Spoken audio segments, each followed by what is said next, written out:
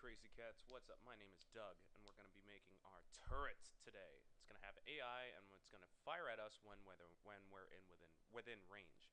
So let's get started.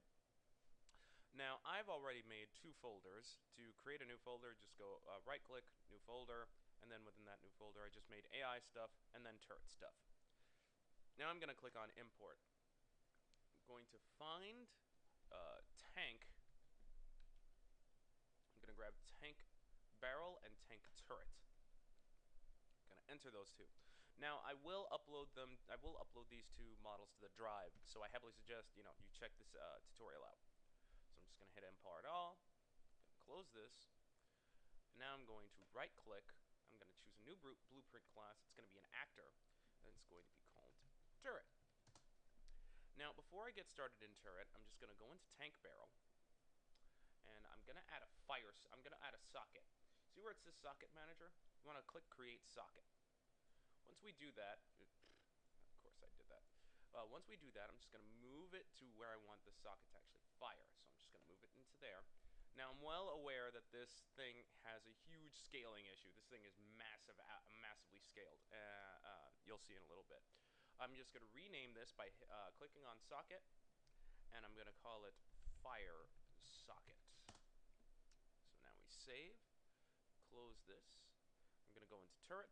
I'm going to add two static mesh components. So add component, I'm going to say static mesh, first static mesh, and I'm going to say this is tank.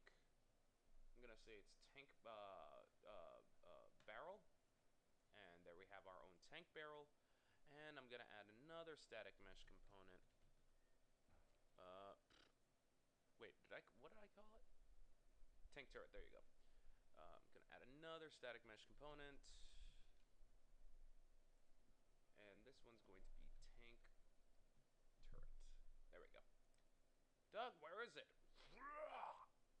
So I'm just going to move this around a little bit, just so it's nice and somewhat centered. Now, as for this, I am going to call this cannon, and this is going to be called base. I just clicked on it and hit F2. I'm going to call this base. Base. And I'm going to make cannon a child of base. So now that that's done, I'm just going to compile. I'm going to save. And now we're going to go into the event graph. Now we're going to add a bunch of variables here. So let's get started with that. So let's click on new variable, and this one's going to be called barrel length. And this is going to be a float, so I'm just going to go to variable type. I'm going to click float. Up next we have rotation speed, and that's going to be a float too. Fire interval, float as well. Attack range,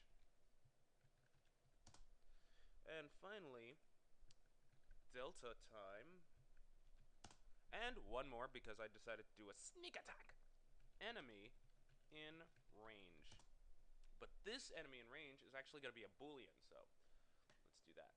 Now let's do some variable setups. To do that, we have to compile first. So let's go to barrel length. I'm just going to type in 4. It's not 4. The barrel length is not 4. I know that for a fact. Rotation speed, hit 1. The barrel length can be whatever you want it to be, and same goes with the variables itself. Excuse me. Attack range, I'm just going to type in 4,000 because why not? Delta time we're going to set during the event tick. And finally, enemy in range we're going to leave at false for now.